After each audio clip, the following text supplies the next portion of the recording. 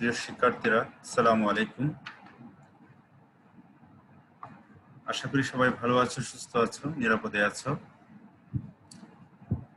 জাতীয় বিশ্ববিদ্যালয় কর্তৃক পরিচালিত অনার্স তৃতীয় বর্ষের শান্তি ও সংঘর্ষ অধ্যয়ন পরিচিতি কোর্সের যথারীতি পঞ্চম ক্লাসে তোমাদেরকে স্বাগত জানাচ্ছি। আমি তাজুল ইসলাম, প্রভাষক, রাষ্ট্রবিজ্ঞান বিভাগ, চট্টগ্রাম কলেজ। সুপ্রিয় শিক্ষার্থীরা, আজকে যে বিষয়টি নিয়ে তোমাদের সাথে আমি হাজির হয়েছি সেটা হচ্ছে বর্তমান সময়ের খুবই আলোচিত একটি বিষয়, গ্লোবালাইজেশন বা বিশ্বায়ন। বিশ্বায়ন কি সে সম্পর্কে আমরা জানবো এবং বিশ্বায়নের নেতিবাচক যে দিকগুলো আছে সে সম্পর্কে আমরা একটু জানবো। তার আগে আমরা একটা ইমেজ দেখে নিই। একটা ছবি দেখছি, এই ছবি হচ্ছে গ্লোব, পৃথিবীর যে ম্যাপ, পৃথিবীর যে সেটা আমরা দেখছি। আমরা দেখতে পাচ্ছি যে পৃথিবী একটা নেটওয়ার্কের মধ্যে, একটা জালের মধ্যে আবদ্ধ হয়ে গেছে চতুর্দিকে। আচ্ছা, একটা এমন নেটওয়ার্কের মধ্যে বিস্তৃত, সব জায়গায়, পৃথিবীর সব জায়গায় একটা জালের মতো ছড়িয়ে ছিটিয়ে আছে। গ্লোবালাইজেশন কি সে সম্পর্কে যাওয়ার আগে একটু কথা বলে নিই। গ্লোবালাইজেশনের কনসেপ্টটা 60-এর দশকে দিয়েছেন মার্শাল ম্যাকলুহান নামক একজন ব্যক্তি।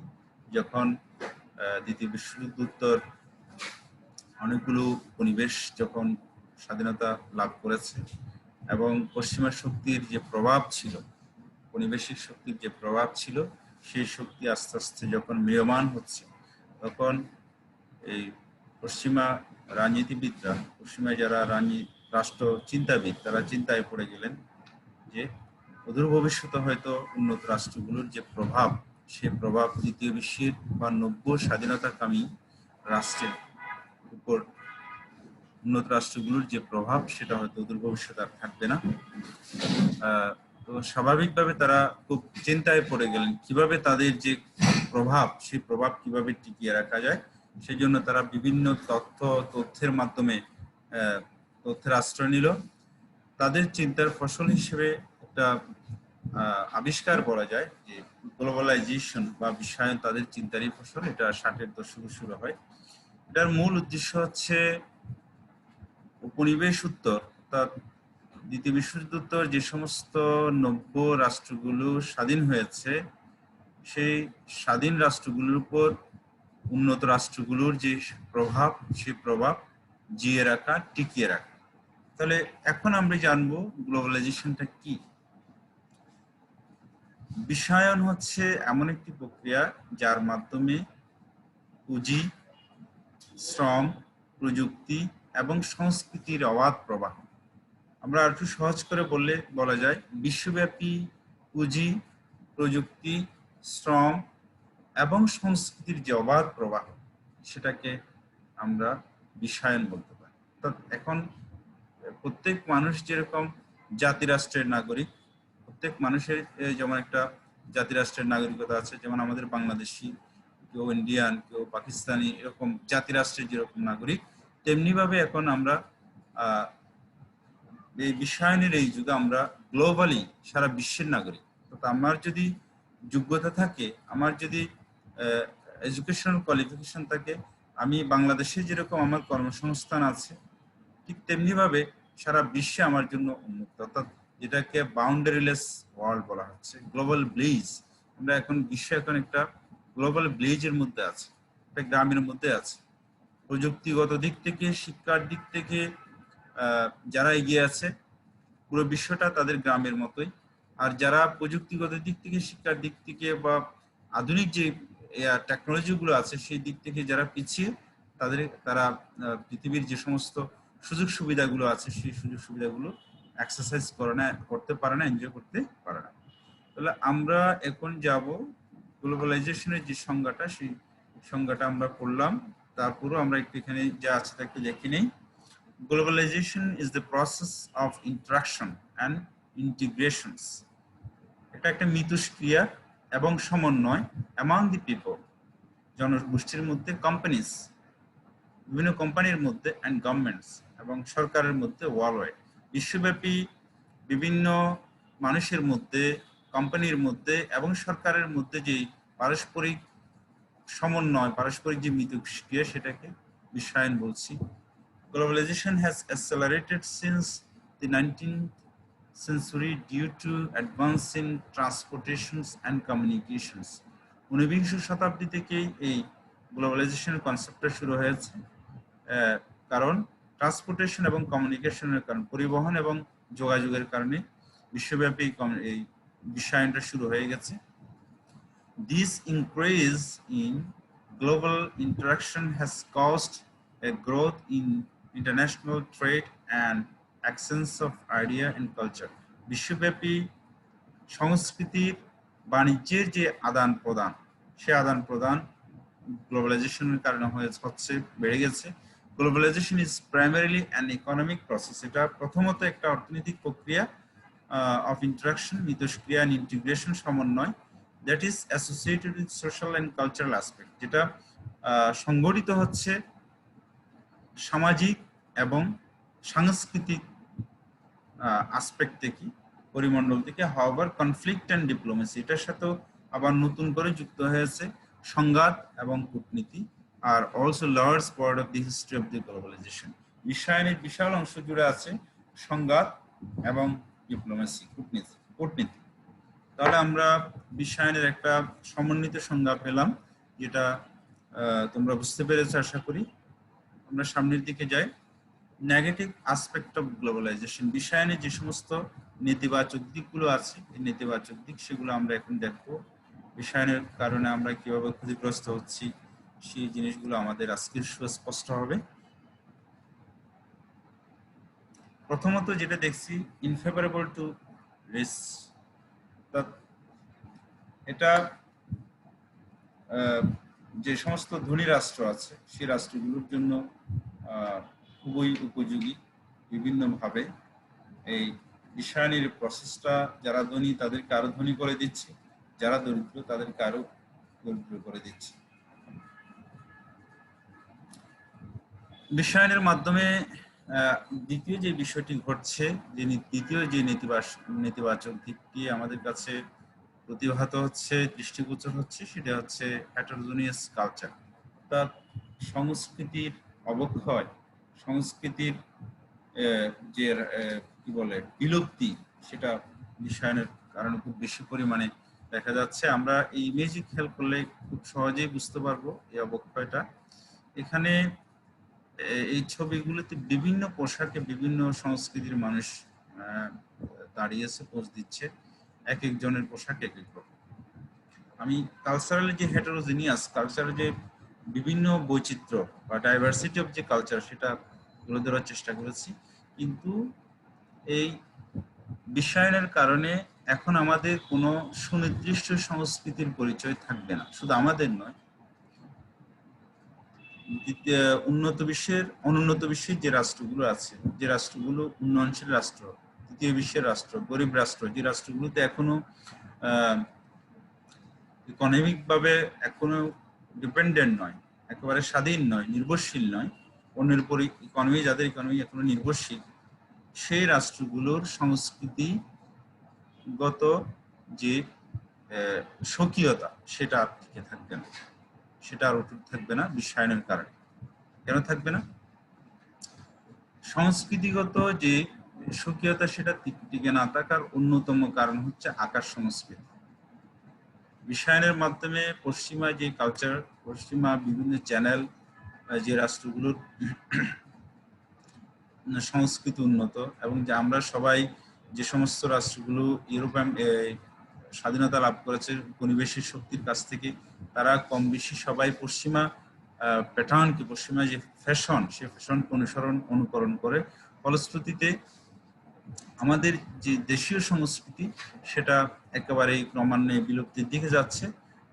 এখন আমরা এমন একটা সংস্কৃতিতে পরিচয় হচ্ছি, এমন একটা সংস্কৃতির সাথে বড় হচ্ছি, যে সংস্কৃতি দেশীয় সংস্কৃতিও নয়, আবার বাইরের সংস্কৃতি নয়, অর্থাৎ একটা জগাখিচুড়ি সংস্কৃতি, যেটাকে হেটারোজেনিয়াস সংস্কৃতি। এখানে হয়তো 10% দেশীয় হলে বা 90% দেশীয় হলে 10% হচ্ছে বাইরের। তার নিজস্ব সংস্কৃতি বলে কিছুই থাকবে না। তো সংস্কৃতি না থাকলে কি হবে?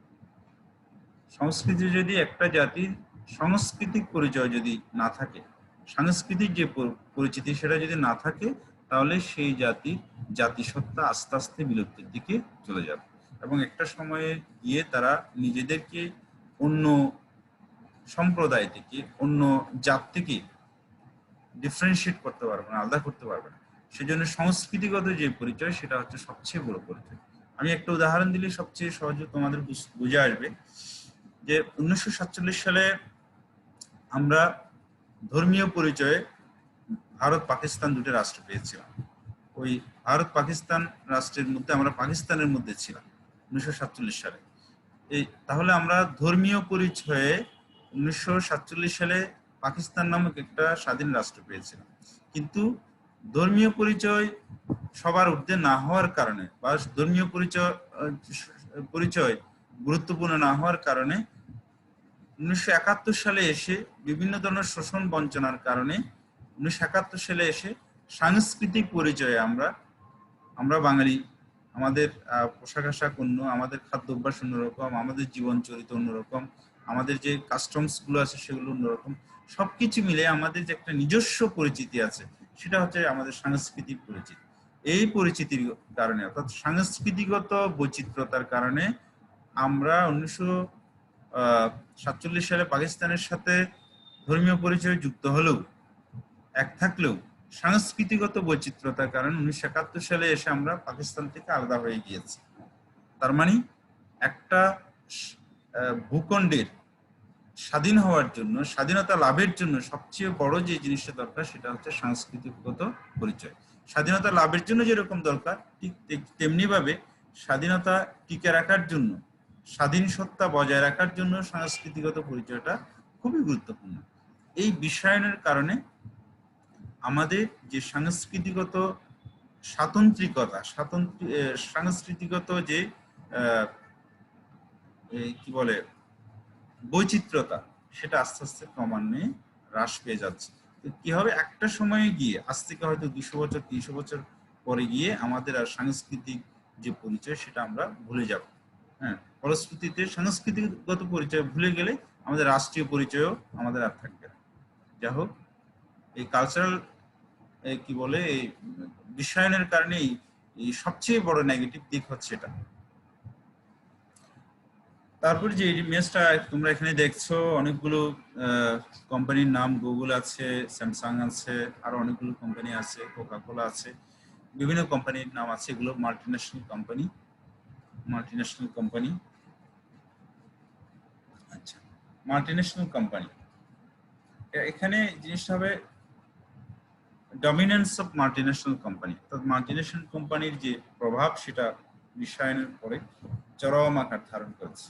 একটু বলে রাখা ভালো তোমাদের, বিশ্বায়নের এই ধারণাটা 60-এর দশকে আসলেও, 60-এর দশকে এটার উৎপত্তি হলো। এটা পুরো দমে একেবারে ফুল স্প্রিং এ আন্তর্জাতিকভাবে আসছে, আন্তর্জাতিকভাবে স্বীকৃতি পেয়েছে আন্তর্জাতিকভাবে স্বীকৃতি পেয়েছে স্নায়ুযুদ্ধের পরবর্তী সময়। স্নায়ুযুদ্ধের পরবর্তীতে অনেকগুলো কনসেপ্ট বিশ্ববাসীর কাছে আসছে, বিশেষ করে উন্নত রাষ্ট্রগুলোর মাধ্যমে। 1 নম্বর হচ্ছে মুক্তবাজার অর্থনীতি, 2 নম্বর হচ্ছে বিশ্বায়ন। আর বিশ্বায়ন এবং মুক্তবাজার অর্থনীতি হচ্ছে একেবারে সহোদয়ের মতো, একেবারে মায়ের পেটের ভাইয়ের মতো। একটা হচ্ছে অর্থনীতিকে, সারা বিশ্বের অর্থনীতিকে কিভাবে পরিচালিত হবে সেই কনসেপ্টটা। আরেকটা কনসেপ্ট হচ্ছে যেটা আমরা মুক্তবাজার অর্থনীতি বলছি। আর আরেকটা কনসেপ্ট আছে বিশ্বায়ন, যেটা হচ্ছে যেটাতে অর্থনীতি থাকবে, রাজনীতি থাকবে, সংস্কৃতি থাকবে, প্রযুক্তি থাকবে, সমস্ত বিষয়গুলো সমন্বিত রূপেই হচ্ছে বিশ্বায়ন। আচ্ছা, তো এই মাল্টিন্যাশনাল কোম্পানির যে প্রাদুর্ভাব, এই মাল্টিন্যাশনাল কোম্পানির যে প্রভাব, সেটা বিশ্বায়নের কারণে মারাত্মক আকার ধারণ করেছে। মারাত্মক আকার কিভাবে ধারণ করে একটু বুঝিয়ে বলো, তোমাদের সহজে বুঝে আসবে। আমাদের মতো যে রাষ্ট্রগুলো এখনো আমরা শিল্পায়নের দিক থেকে বা প্রযুক্তিগত দিক থেকে যারা খুব বেশি দূর এগিয়ে যেতে পারি নাই, ওই রাষ্ট্রগুলোতে বিশ্বায়নের কারণে নতুন করে কোনো শিল্পায়ন হবে না, বা কার্যকরী যে শিল্পায়ন বলছি সেই শিল্পায়নটা হবে না। কেন হবে না? আমাদের দেশে শিল্পায়ন করতে গেলে শিল্পায়নের জন্য প্রথম দরকার হচ্ছে ওই দেশের মানুষের, আমি যে শিল্পটা বা যে ইন্ডাস্ট্রিটা আমি করব, যে পণ্য ওখান থেকে তৈরি হবে সেই পণ্যটার বাজার। তো আমাদের বাংলাদেশের বাজারে যদি আমাদের দেশীয় পণ্যের গ্রহণযোগ্যতা না থাকে, এদেশের মানুষ যদি দেশের পণ্য গ্রহণ না কিনে, তাহলে স্বাভাবিকভাবেই যারা পুঁজিপতি, যারা উদ্যোক্তা, তারা নতুন করে শিল্পায়নের দিকে যাবে না। উদাহরণস্বরূপ, যেমন আমাদের দেশে প্রসাধনী পণ্যের মধ্যে আমরা সবাই লাক্স ব্যবহার করি, ম্যাক্সিমাম বাংলাদেশে লাক্স ব্যবহার করি, কিন্তু আমরা জানি না যে এই লাক্সটা হচ্ছে একটা ইউনিলিভার পণ্য, একটা মাল্টিন্যাশনাল কোম্পানির পণ্য। এই লাক্সের মাধ্যমে আমাদের দেশে একেবারে কোনো উপকারই হচ্ছে না, অর্থাৎ আমাদের দেশের রেভিনিউতে একেবারেই ন্যূনতম বলতে গেলে একেবারেই কোনো লাভই হচ্ছে না। কেন হচ্ছে না? লাভে এই লাক্স উৎপাদন কস্ট, যদি একটা লাক্স উৎপাদন করতে যদি 20 টাকা খরচ হয় বা 15 টাকা খরচ হলে, যেটা বাজারে যদি 30 টাকায় বিক্রি করে, তাহলে ওই 15 টাকার লভ্যাংশের 12 টাকায় চলে যাচ্ছে পশ্চিমা রাষ্ট্রে। হয়তো এখানে ট্যাক্স ভ্যাট বাবদ 2 টাকা বা 3 টাকা বাংলাদেশ পাচ্ছে, এবং কর্মসংস্থানের বিষয়টা হয়তো কিছুটা আছে। কিন্তু আমাদের দেশীয় কোনো কোম্পানি যেমন কেয়া বা অ্যারোমেটিক্স বা এরকম দেশীয় পণ্য যদি আমরা কিনতাম, তাহলে লাভের বড় অংশটাই, পুরোটাই আমরা দেশে রাখতে পারতাম। এভাবে মাল্টিন্যাশনাল কোম্পানিগুলো যে সমস্ত রাষ্ট্রের বাজার বড়, যেমন বাংলাদেশ জনসংখ্যা বেশি হওয়ার কারণে দেশের বাজার বড়, আবার ভারতের জনসংখ্যা বেশি হওয়ার কারণে ওখানে ডোমেস্টিক মার্কেট অনেক বড়, বাজার বড়। ওই রাষ্ট্রগুলোতে মাল্টিন্যাশনাল কোম্পানি বা বহুজাতিক যে সমস্ত আবার কোম্পানিগুলো আছে, তারা তাদের শিল্পায়ন করার জন্য, তারা নতুন নতুন ইন্ডাস্ট্রি করার জন্য একেবারে মুখিয়ে থাকে, এবং এর মাধ্যমে দেশীয় পণ্যগুলো আস্তে আস্তে বিলুপ্তির পথে যায় এবং নতুন করে নগরায়ন শিল্পায়ন হয় না। তাহলে আমরা বুঝলাম যে বিশ্বায়নের দ্বিতীয় যে নেতিবাচক দিকটা, সেটা হচ্ছে মাল্টিন্যাশনাল কোম্পানি, অর্থাৎ বহুজাতিক যে কোম্পানিগুলো আছে, সেই বহুজাতিক কোম্পানি সারা বিশ্বে, যেহেতু এটা বাউন্ডারিলেস ওয়ার্ল্ড, মুক্তবাজার অর্থনীতিতে, সারা বিশ্বে তাদের পণ্যের বাজার করেছে, তাদের পণ্যের সয়লাভ সারা বিশ্ব। লেবার ক্রাইসিস, বিশ্বায়নের আরেকটি বড় নেতিবাচক দিক হচ্ছে লেবার ক্রাইসিস। লেবার ক্রাইসিসটা তোমরা সহজে বুঝতে পারবে লেবার ক্রাইসিসটি কিভাবে হচ্ছে। লেবার ক্রাইসিস এক করতে আছে, আবার অন্য অর্থে বলতে গেলে লেবারদের জন্য বা মানুষের জন্য সারা বিশ্ব উন্মুক্ত। যেমন বাংলাদেশে লেবার ক্রাইসিসটা একটু খেয়াল করো কিরকম। বাংলাদেশে যে বড় বড় কোম্পানিগুলো আছে বা বহুজাতিক কোম্পানিগুলো আছে, এই বহুজাতিক কোম্পানিগুলোতে বাংলাদেশের মানুষ চাকরি পাচ্ছে না বা কম পাচ্ছে। তো ওই জায়গাগুলো দখল করছে কারা? ইউরোপ আমেরিকা থেকে যারা গ্রাজুয়েট হয়ে আসছে, বা ভারত থেকে যারা গ্রাজুয়েট হয়ে আসছে, ভারতের কোনো ব্যক্তি ওখানে চাকরি নিচ্ছে, অথবা আমেরিকান কোনো লোক ওখানে চাকরি নিচ্ছে, তাহলে বাংলাদেশের মানুষ বেকার হয়ে যাচ্ছে। আবার সাপোজ আমেরিকায় এই বিশ্বায়নের কারণে উন্নত রাষ্ট্রগুলোর শ্রমিকরা বা উন্নত রাষ্ট্রগুলোর মানুষের জন্য কর্মসংস্থান হচ্ছে সারা বিশ্বব্যাপী।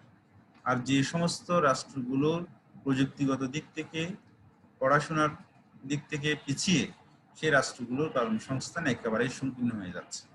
আমি একটু বুঝিয়ে বললে বুঝতে পারবা। যেমন আমেরিকায় প্রতি বছর যদি 10 লাখ গ্রাজুয়েট বের হয়, 10 লাখ গ্রাজুয়েট বের হলে তাদের ডোমেস্টিক মার্কেটে কর্মসংস্থান আছে 5 লাখের, আরো 5 লাখ বেকার থাকে। কিন্তু কার্যত কি তাই? থাকছে না। কেন থাকছে না? ওই বাকি যে 5 লাখ, তারা বিশ্বের বিভিন্ন তৃতীয় বিশ্বের বা উন্নত বিশ্বের বিভিন্ন রাষ্ট্রে সিইও হয়ে বা বিভিন্ন বড় বড় পদে গিয়ে চাকরি নিচ্ছে। অর্থাৎ তাদের জন্য সারা বিশ্ব চাকরি মুক্ত, কিন্তু যে সমস্ত গরিব রাষ্ট্র আছে তাদের জন্য চাকরি হচ্ছে সীমিত। আমরা চাকরি সূত্রে বা বিভিন্নভাবে ওখানে যাচ্ছি একেবারে উচ্চতর সম্প্রদায়ের কাজ করার জন্য। বাংলাদেশ থেকে আমেরিকায় মুষ্টিমেয় একটা শ্রেণী যাচ্ছে যারা পড়াশোনা করার জন্য, আর অন্য যারা যাচ্ছে বিভিন্ন চোরাই পথে বা ডিবি বিষয়ে যারা যাচ্ছে তারা আমেরিকায় বিভিন্ন নিম্নমানের যে কাজগুলো সেই কাজগুলো করে। আমেরিকা থেকে যারা বাংলাদেশে আসে তারা এই দেশে বস হওয়ার জন্য আসছে, আর বাংলাদেশ থেকে আমেরিকায় যারা যাচ্ছে তারা হয়তো ওখানে যে কাজগুলো আমেরিকানরা করে না ম্যাক্সিমাম, সেই কাজগুলো আমাদেরকে দিয়ে করাচ্ছে, বা আমাদেরকে হোক বা নেপালিদের হোক বা তৃতীয় বিশ্বের যে রাষ্ট্রগুলো আছে তাদেরকে দিয়ে করাচ্ছে। এই যে শ্রমের ক্ষেত্রে যে বিশ্বায়নটা, এটা সবচেয়ে বড় নেতিবাচক দিক হচ্ছে এটা। আচ্ছা, এরপরে যে কনসেপ্টটা এখানে আসছে নেতিবাচক দিকে, সেটা হচ্ছে ওয়েস্টার্নাইজেশন অর্থাৎ পাশ্চাত্যকরণ। বিশ্বায়নের একটা বড় নেতিবাচক দিক হচ্ছে পাশ্চাত্যকরণ। সারা বিশ্বের যে বিভিন্ন মত আছে, বিভিন্ন ধর্ম আছে, বিভিন্ন সংস্কৃতি আছে, সবগুলোকে সাবকনসিয়াসলি সুচিন্তিতভাবে অবচেতন মনে এমনভাবে গ্রাস করছে যে তাদের দেশীয় সংস্কৃতি, দেশীয় শিক্ষা, দেশীয় যে সমস্ত আচার আচরণ আছে, প্রথা আছে, সেগুলোকে আস্তে আস্তে ক্রমান্বয়ে এমনভাবে প্রভাবিত করা হচ্ছে যে এগুলো দেশীয় সংস্কৃতি ক্রমান্বয়ে কমে যাচ্ছে। মানুষ ধীরে ধীরে ধীরে পাশ্চাত্য সংস্কৃতির দিকে চলে যাচ্ছে। চিন্তা চেতনায়, কথাবার্তায়, চাল চলনে পাশ্চাত্যকে অনুসরণ করছে। এই যে এটা বিশ্বায়নের আরেকটি মানে গোপনীয় বড় নেতিবাচক দিক। এর মাধ্যমে আজ থেকে 200-300 বছর পর, 500 বছর পরে হয়তো সারা বিশ্বব্যাপী সব মানুষের চিন্তা চেতনার মধ্যে একটা জায়গায় চলে আসবে যে পাশ্চাত্যকরণ, অর্থাৎ আমেরিকার দিকে, ইউরোপের দিকে যাওয়া, ইউরোপের চিন্তাকে ধারণ করা, European is the best, America is the best, এই কনসেপ্টটা সারা বিশ্বের মানুষের মধ্যে দাঁড় করিয়ে দেওয়া।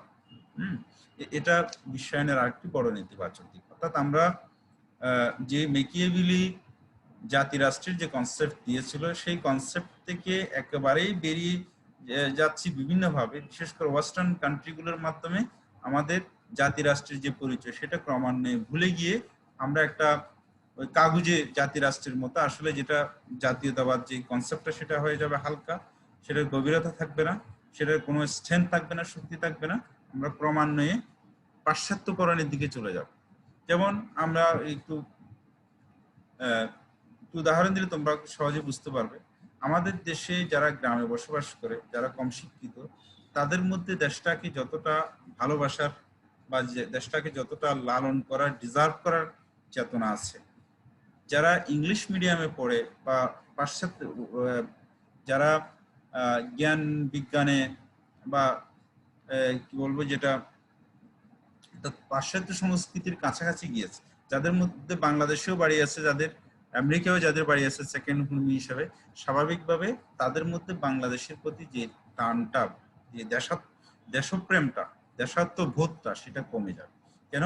যে যত বেশি ইংলিশ শিক্ষায় শিক্ষিত হচ্ছে, যত বেশি আধুনিক শিক্ষায় শিক্ষিত হচ্ছে মানুষ, তথাকথিত আধুনিক শিক্ষায় শিক্ষিত হচ্ছে, তত বেশি মানুষের মধ্যে দেশীয় টানটা কমে যাচ্ছে, বিদেশি বা পাশ্চাত্য টানটা বেড়ে যাচ্ছে। সেটা গ্লোবালাইজেশন বা বিশ্বায়নের একটা বড় নেতিবাচক দিক।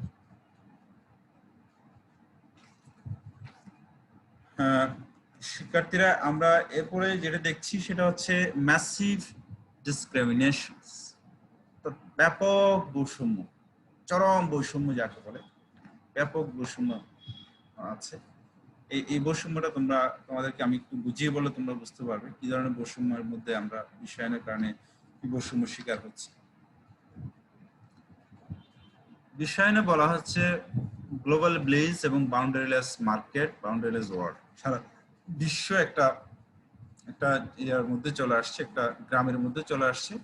এবং একটু খেয়াল করো, যে দেশের প্রযুক্তি উন্নত, যে দেশের পণ্য, যে দেশের প্রযুক্তি উন্নত, সে দেশে শিল্প থেকে যে সমস্ত পণ্যগুলো প্রোডাক্ট হয়, তৈরি হয়, সেগুলো উন্নত। আবার বাংলাদেশ থেকে বা বাংলাদেশের মতো এরকম রাষ্ট্র থেকে যে পণ্যগুলো তৈরি হচ্ছে, টেকনোলজিগত দিক থেকে আমরা যে রাষ্ট্রগুলো পিছিয়ে আছি, আমাদের ইন্ডাস্ট্রি থেকে যে পণ্যগুলো তৈরি হচ্ছে ওই পণ্যের মান অত ভালো না। তাহলে গ্লোবালি যদি দুটো পণ্য কনফ্লিক্ট করে, দুটো পণ্য যদি কম্পিটিশনে যায়, তাহলে স্বাভাবিকভাবে যেটা উন্নত রাষ্ট্রের পণ্য সেটার চাহিদা সবার কাছে থাকবে, আর যেই গরিব রাষ্ট্রের যে পণ্য সেটার চাহিদা কমে যাবে। সহজ করে একটু বলি, বাংলাদেশের যেমন বাংলাদেশের ওয়ালটনের যে কোনো একটা পণ্য ইউরোপের বাজারে গেল, আবার স্যামসাংও গেল, একই পণ্য স্যামসাংও ওয়ালটনে গেল, তাহলে কোনটার চাহিদা বেশি থাকবে? স্যামসাং এর চাহিদা বেশি থাকবে নাকি ওয়ালটনের চাহিদা বেশি থাকবে? অবশ্যই স্যামসাং এর চাহিদা বেশি থাকবে, কেন? তাদের প্রযুক্তি উন্নত, তাদের শিল্প উন্নত, স্বাভাবিকভাবে তাদের চাহিদা বেশি থাকবে। কিন্তু তাহলে আমরা কম্পিটিশনের যে ফিল্ড সেটা সবার জন্য মুক্ত রেখেছি, সবার জন্য খোলা, হ্যাঁ, কিন্তু মানের কথা বিচার করলে আমরা পিছিয়ে আছি। তাহলে ইউরোপ আমেরিকার যে পণ্য, সেই পণ্যগুলো তাদের যেহেতু পণ্যের মান ভালো, তারা সবসময় এগিয়ে থাকবে। আর যে সমস্ত রাষ্ট্রগুলো গরিব রাষ্ট্র, তাদের পণ্যের মান ভালো না, খারাপ, তারা সবসময় পিছিয়ে থাকবে বাজারগত দিক থেকে, অর্থনৈতিকগত দিক থেকে।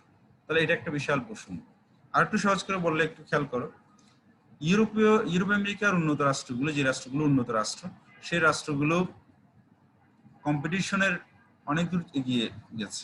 আমরা একেবারে স্টার্টিং পয়েন্ট থেকে শুরু করছি। তাহলে আমরাও একটা মাঠে দৌড়াচ্ছি, তারা অলরেডি গন্তব্যের কাছাকাছি চলে গেছে, তারাও দৌড়াচ্ছে, স্বাভাবিকভাবে গন্তব্যে সবসময় পৌঁছাবে তারাই, আমরা সবসময় পিছিয়ে থাকবো।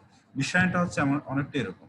তারা দীর্ঘদিন ধরে, পশ্চিমা রাষ্ট্রগুলো দীর্ঘদিন ধরে উপনিবেশ স্থাপন করে আমাদেরকে শোষণ করেছে, শাসন করেছে, দেশের সম্পদ লুট করে নিয়ে তারা তাদের সম্পদের পাহাড় তৈরি করেছে। তারা প্রযুক্তি এগিয়ে গেছে, শিল্প বিপ্লব ঘুরিয়েছে, হ্যাঁ। তো স্বাভাবিকভাবে তারা অনেক দূর এগিয়ে গেছে। এখন এসে তারা আগে থেকে এগিয়ে গেছে, এখন তারা বলছে না, এখন পৃথিবী সবার জন্য মুক্ত, লেভেল সবার জন্য সেম লেভেলে আমরা চলে আসছি, লেভেল ফিল্ড একই, ইকুয়াল লেভেল ফিল্ড করে দিয়েছি, সবাই দৌড়াবে। তারা তো অনেক আগ থেকেই দৌড়ে এগিয়ে গেছে, তাদের সাথে তো আমরা পারবো না। বিশ্বায়ন হচ্ছে অনেকটা এরকম, মানে তারা এগিয়ে গেছে, আমরা পিছিয়ে আছি, তারাও দৌড়াচ্ছে, আমরাও দৌড়াচ্ছি, স্বাভাবিকভাবে দৌড়ের যে গ্যাপ, সেটা গ্যাপটা রয়ে যাচ্ছে। এটা হচ্ছে massive discrimination. Acute debt crisis, চরম লোনের যে সংকট, সেই সংকটটা, এটা আর একটা বিশ্বায়নের নেতিবাচক দিক। এটা বিশ্বায়ন এর বড় নেতিবাচক দিক হচ্ছে ঋণ দেওয়ার যে সিস্টেমটা, এটা একটু বুঝিয়ে বললে বুঝতে পারবে যে ওয়ার্ল্ড ব্যাংক, IMF বা যে সমস্ত জাতিসংঘের অর্থ লগ্নিকারী সংস্থাগুলো আছে, ওই সমস্ত সংস্থাতে ম্যাক্সিমাম টাকা দেয় আমেরিকা বা ইউরোপের বড় রাষ্ট্রগুলো বা জাপান, এই সমস্ত রাষ্ট্রগুলো টাকা দিচ্ছে। তো তারা টাকা দেওয়ার পরে টাকাটা ওয়ার্ল্ড ব্যাংক, IMF বা এই সমস্ত সংস্থাগুলো গরিব রাষ্ট্রগুলোতে টাকাগুলো বিনিয়োগ করে। তো বিনিয়োগ করার সময় তারা বিভিন্ন ধরনের কন্ডিশন দিয়ে দেয়। যেমন আমাদের দেশে পদ্মা সেতুর জন্য ওয়ার্ল্ড ব্যাংক টাকা দিবে বলছিল, টাকা দেওয়ার আগেই তারা বলে দিয়েছে এখানে দুর্নীতি হয়েছে, এ ধরনের বিভিন্ন ধরনের রিউমার ছড়িয়ে দিয়েছে। তো যদি টাকা দেওয়ার আগেই দুর্নীতি হয় কিভাবে? তো এই ঋণের অন্তরালে, ঋণ দেওয়ার নেপথ্যে তারা গরিব রাষ্ট্রগুলোর রাজনীতিতে প্রভাব বিস্তার করে, এক। তারপর ঋণ দেওয়ার সময় বিভিন্ন ধরনের কন্ডিশন দিয়ে দেয় যে এই ঋণের এত % এই কাজে ব্যবহার করতে হবে, তারপর কনসালটেন্সি বাবদ 10% খরচ করতে হবে। ঋণ দিল 10,000 কোটি টাকা, 3,000 কোটি টাকা তাদেরকে প্রথমেই দিয়ে দিচ্ছে হচ্ছে কনসালটেন্সি ফি বাবদ। তারপর বলে দেওয়া হচ্ছে যে যে ব্রিজের জন্য আমরা ঋণটা দিয়েছি, পদ্মা সেতু করার জন্য বা অন্য একটা সেতু করার জন্য, সিমেন্ট কিনতে হবে আমেরিকা থেকে, লোহা কিনতে হবে জাপান থেকে, তারপর অন্য একটা কিনতে হবে, তারপর ইঞ্জিনিয়ার যারা থাকবে তারা হবে ব্রিটিশ। এরকম বিভিন্ন কন্ডিশন দিয়ে দেখা যায় শেষ পর্যন্ত ওই লোনের একটা বড় অংশই, 70%-এর বেশি আবার ওইদিকে চলে যাচ্ছে, পাশ্চাত্যের দিকে চলে যাচ্ছে, ইউরোপ আমেরিকার দিকে চলে যাচ্ছে। তাহলে ঋণটা হচ্ছে একটা জাস্ট আই ওয়াশ করা। তো বিশ্বায়নের একটা বড় নেতিবাচক দিক হচ্ছে ঋণ দেওয়ার নামে গরিব রাষ্ট্রগুলোকে ফাঁদে আটকানো। তাহলে আমরা এরপরে যেটা দেখছি, engulfing the economic of third world countries, তৃতীয় বিশ্বের গরিব রাষ্ট্রগুলো যেগুলো আছে, সেই রাষ্ট্রগুলো অর্থনীতিকে গ্রাস করে নিচ্ছে, ক্রমান্বয়ে দখল করে নিচ্ছে অর্থনীতিকে। অর্থনীতি কিভাবে গ্রাস করছে সেটা আমরা খুব সহজেই জানি। অর্থনীতি আমাদের যেমন বাংলাদেশের বা বাংলাদেশের মধ্যে এই সমস্ত যে রাষ্ট্রগুলো আছে ওই রাষ্ট্রগুলোর অর্থনীতিকে আস্তে আস্তে বিশ্বায়নের মাধ্যমে গ্রাস করে নিচ্ছে। উদাহরণ দিলে বুঝতে পারবে, বাংলাদেশের বা বাংলাদেশের মধ্যে এরকম যে রাষ্ট্রগুলো আছে এই রাষ্ট্রগুলোর বাজারে এখন দেশীয় পণ্যের চেয়ে বিদেশি পণ্যের সয়লাভ বেশি। বাংলাদেশে আমরা যখন বিভিন্ন ফেস্টিভ্যাল গুলো হয়, ওই ফেস্টিভ্যাল গুলোতে আমরা দেখবো যে দেশীয় পণ্যের চেয়ে বিদেশি পণ্যের দাম বেশি, এভাবে বা সয়লাভ বেশি, গ্রহণযোগ্যতা বেশি, চাহিদা বেশি। এভাবে যদি বিদেশি পণ্যের প্রতি মানুষের আকর্ষণ বেড়ে যায় তাহলে দেশে নতুন করে বিনিয়োগ হবে না, দেশে নতুন করে কর্মসংস্থান হবে না, মানুষ হাজার হাজার মানুষ বেকার হয়ে যাবে। এভাবে ক্রমান্বয়ে আস্তে আস্তে এই দেশটার যে ইকোনমি, সেই ইকোনমি সিস্টেমটা একেবারেই ভঙ্গুর অবস্থায় চলে যাবে। তারপরে দেখছি এক্সপেনশন অফ টেররিস্ট অ্যাক্টিভিটিস। এই বিশ্বায়নের কারণে গ্লোবালি বৈশ্বিকভাবে টেরোরিজম বা টেরোরিস্ট যে কার্যক্রম, সন্ত্রাসী যে কার্যক্রম, সেটা অতীতের যে কোনো সময়ের চেয়ে বেড়ে গিয়েছে। কারণ আমরা এই বিশ্বায়নের নামে বা মুক্তবাজার অর্থনীতির নামে বা অন্য একটা নীতির নামে আমরা, বা বিশেষ করে যে সমস্ত ইউরোপ আমেরিকার বড় বড় রাষ্ট্রগুলো আছে যারা ডিসিশন মেকার ওয়ার্ল্ড পলিটিক্সে, তারা এমনভাবে আইনগুলো, বিধিবিধানগুলো তৈরি করছে যেগুলো সবসময় তাদের স্বার্থের অনুকূলে। অর্থাৎ এমনভাবে আইন তৈরি করা হয়, এমনভাবে একটা তত্ত্বকে সারা পৃথিবীর মানুষের কাছে পৌঁছে দিচ্ছে বা মানতে বাধ্য করছে যে তত্ত্বটা গরিব রাষ্ট্রের স্বার্থ সংশ্লিষ্ট নয়, যে তত্ত্বটা সবসময় উন্নত রাষ্ট্রের স্বার্থকে আফরাইজ করে, উন্নত রাষ্ট্রের স্বার্থকে গুরুত্ব দেয়। তো এরকম যদি হয়, যে কোনো রাজনীতি বলি, অর্থনীতি বলি, সমাজনীতি বলি, সবকিছুতেই যদি উন্নত রাষ্ট্রের স্বার্থকে গুরুত্ব দেওয়া হয়, তাহলে হয় কি, একটা সময়ে গিয়ে গরিব রাষ্ট্রগুলো, যে রাষ্ট্রগুলো অনুন্নত রাষ্ট্র, তাদের জনগণ, তাদের সরকার, তাদের বিভিন্ন কমিউনিটি মধ্যে উন্নত রাষ্ট্রের প্রতি একটা বিদ্বেষ চলে আসবে, উন্নত রাষ্ট্রের প্রতি একটা ঘৃণা চলে আসবে। ফলশ্রুতিতে তাদের মধ্যে থেকে অনেকে বিভিন্ন ধরনের টেররিস্ট অ্যাক্টিভিটিস এর মধ্যে লিপ্ত হবে, বিভিন্ন সন্ত্রাসী কার্যকলাপের সাথে সংযুক্ত হবে, যেটা বিশ্বায়নের একটা বড় নেতিবাচক দিক। আনইকুয়াল কম্পিটিশন, যেটা আমি একটু আগে বলেছি যে ইমব্যালেন্স আর আনইকুয়াল কম্পিটিশন, আমরা বিশ্বায়নের মাধ্যমে খুব সহজেই সেটা বোঝা যাচ্ছে যে আমরা আনইকুয়াল একটা কম্পিটিশনের মধ্যে যাচ্ছি। সেটা অর্থনীতির মধ্যে হোক, সেটা অন্য অন্য ক্ষেত্রে হোক, সব জায়গায় একটা আনইকুয়াল কম্পিটিশনের মধ্যে আমরা যাচ্ছি। কিভাবে যাচ্ছি সেটাও আমি একটু আগে বলছি, তারপর আবার তোমাদেরকে একটু বুঝিয়ে দেই কিভাবে আনইকুয়াল কম্পিটিশনের মধ্যে আমরা আছি। গ্লোবালি যে সমস্ত পণ্যগুলো বা যে সমস্ত প্রোডাক্টগুলো গ্লোবালি কম্পিট করে আন্তর্জাতিক বাজারে, সেই আন্তর্জাতিক বাজারে যদি বাংলাদেশের মতো আফ্রিকার বিভিন্ন যে রাষ্ট্রগুলো আছে সেই রাষ্ট্রের পণ্য যদি যায়, আবার আমেরিকার পণ্য যদি যায়, জাপানি পণ্য যদি যায়, ইউরোপের, জার্মানির পণ্য যদি যায়, তাহলে একটা পণ্য কিন্তু বিভিন্ন দেশের, তাহলে স্বাভাবিকভাবে উন্নত রাষ্ট্রের যে পণ্য সেটার চাহিদা সবার মধ্যে থাকবে, কিন্তু গরিব রাষ্ট্রের পণ্যের চাহিদা থাকবে না। এভাবে গরিব রাষ্ট্রগুলো একটা অসম প্রতিযোগিতার মধ্যে, একটা অনেকটা হাত পা বেঁধে সাঁতার কাটার মতো একটা অসম প্রতিযোগিতার মধ্যে আমরা লিপ্ত হয়েছি। কেন? আমাদের পণ্যের মান খারাপ হবে কেন? আমাদের শ্রমিক দক্ষ নয়, এক, আমাদের প্রযুক্তি উন্নত নয়, দুই, আর আমাদের কাঁচামাল অ্যাভেলেবেল নয়। প্রযুক্তি নাই, দক্ষ শ্রমিক নাই, আর কাঁচামাল নাই, স্বাভাবিকভাবে আমাদের খুব সিম্পলি আমাদের পণ্যের মান ভালো হবে। তো যেই রাষ্ট্রে প্রযুক্তি উন্নত আছে, দক্ষ শ্রমিক আছে, তারপর টেকনিশিয়ান আছে, তারপর কাঁচামাল আছে, ওই রাষ্ট্রের পণ্যের মান ভালো হবে। তাহলে তাদের পণ্যগুলো সারা পৃথিবীর বাজারে চলে যাবে, গ্লোবালি চলে যাবে। আর আমাদের মতো গরিব রাষ্ট্র যেগুলো আছে সেই রাষ্ট্রের পণ্যগুলো গ্লোবালি, গরিব রাষ্ট্রের পণ্যগুলো গ্লোবালি অ্যাকসেপ্টেন্সি থাকবে না, গ্রহণযোগ্যতা থাকবে না। এটাকে আমি ইনইকুয়াল যে কম্পিটিশন সেটা বুঝিয়েছি। Latest versions of the new colonialism, নব্য উপনিবেশবাদের সর্বশেষ, নব্য উপনিবেশবাদের যে মাত্রা সেটা আমরা বুঝতে পারছি। এইটার মাধ্যমে একটা নব্য উপনিবেশবাদ প্রতিষ্ঠা করা হচ্ছে। তোমাদের বলে রাখা ভালো, একটা সময় ছিল তখন এটা হয়তো তো ওয়ার্ল্ড পলিটিক্সের ট্রেন্ড ছিল, একটা ঝোঁক ছিল এরকম অন্যের দেশ দখল করা, অন্যের ভূখণ্ড দখল করা, যেটাকে আমরা সাম্রাজ্য হিসেবে বলি, সাম্রাজ্য প্রতিষ্ঠা করা, এটা ছিল। তারপর আবার দ্বিতীয় বিশ্বযুদ্ধের পরে এগুলো স্বাধীন হয়ে গেল। কিন্তু এখন নব্য উপনিবেশবাদ আসছে। নব্য উপনিবেশবাদটা কি?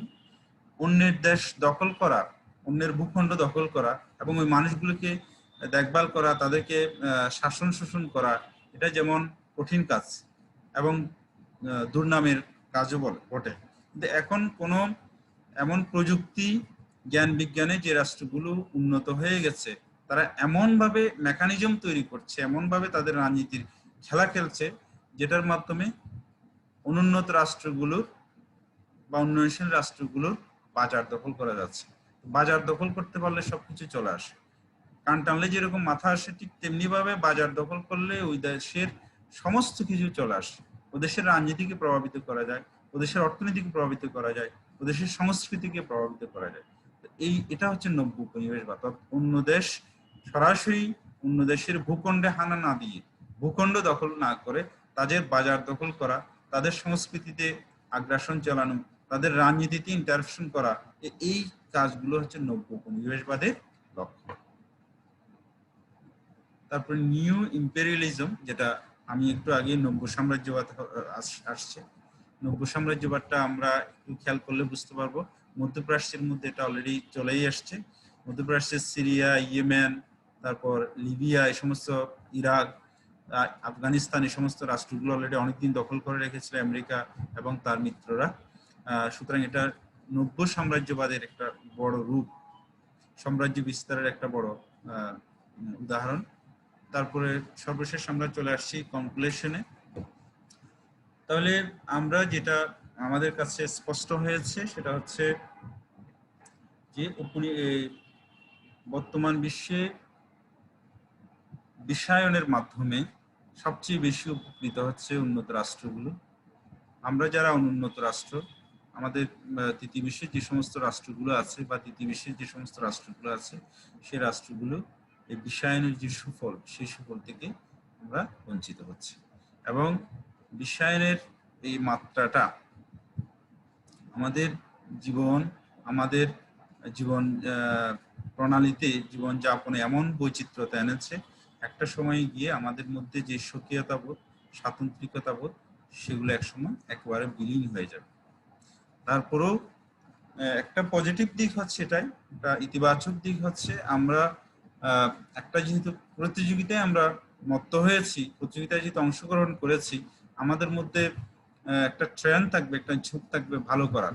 যেহেতু ভালো যদি আমরা করতে না পারি, তাহলে আমরা হারিয়ে যাব। পৃথিবীর যে মেইন স্ট্রিম, সেই মেইন স্ট্রিম থেকে, মূল প্রবাহ থেকে আমরা সরে যাব। যেমন ভারত উন্নয়নশীল রাষ্ট্র হলো, ইতিমধ্যে তারা তাদের বিভিন্ন কলা কৌশলের মাধ্যমে, বিভিন্ন অ্যাক্টিভিটিসের মাধ্যমে তারা উন্নত রাষ্ট্রের অনেকগুলো জায়গায় তারা তাদের অংশীদারিত্ব প্রতিষ্ঠা করেছে, তাদের উপস্থিতি জানান দিয়েছে। চায়না ইতিমধ্যেই বিশ্বব্যাপী তাদের পণ্যের মাধ্যমে, পণ্যের মান উন্নতকরণের মাধ্যমে ইউরোপ আমেরিকায় বাজারে তাদের পণ্যের যে প্রভাব, সেটা ইতিমধ্যে জানান দিয়েছে। এরকম আমরাও যদি আমাদের পণ্যের মান ভালো করতে পারি, আমাদের সঠিক শিক্ষায় শিক্ষিত হতে পারি, আমাদের প্রযুক্তি যদি উন্নত করতে পারি, আমাদের জনগণকে যদি সুশিক্ষায় শিক্ষিত করতে পারি, তাহলে আমাদের এই বাংলাদেশের নাগরিক, আমরা সবচেয়ে বড় সম্পদ হচ্ছে আমরা পৃথিবীতে খুব কম রাষ্ট্রে আছে যে রাষ্ট্রের শতকরা 60% অর মোর, শতকরা 60%-এর বেশি মানুষ কর্মক্ষম আমাদের দেশে। আমাদের যে 2030 সালের মধ্যে আমরা যে উন্নত রাষ্ট্রের যে স্বপ্ন দেখছি, 2041 সালের মধ্যে, এটা সবচেয়ে বড় সম্ভাবনা হচ্ছে আমাদের কর্মক্ষম জনসংখ্যা। এই কর্মক্ষম জনসংখ্যাকে যদি আমরা জনসম্পদে পরিণত করতে পারি, তাহলে আমরা এই বিশ্বায়নের এই সুযোগগুলো গ্রহণ করতে পারবো, অ্যাভেল করতে পারবো। সবাই ভালো থাকবে, সুস্থ থাকবে, নিরাপদে থাকবে। সবাইকে অসংখ্য ধন্যবাদ। তোমরা ক্লাসটা মনোযোগ দিয়ে দেখবে, ইনশাল্লাহ সবার অনেক কাজে আসবে। আল্লাহ হাফিজ।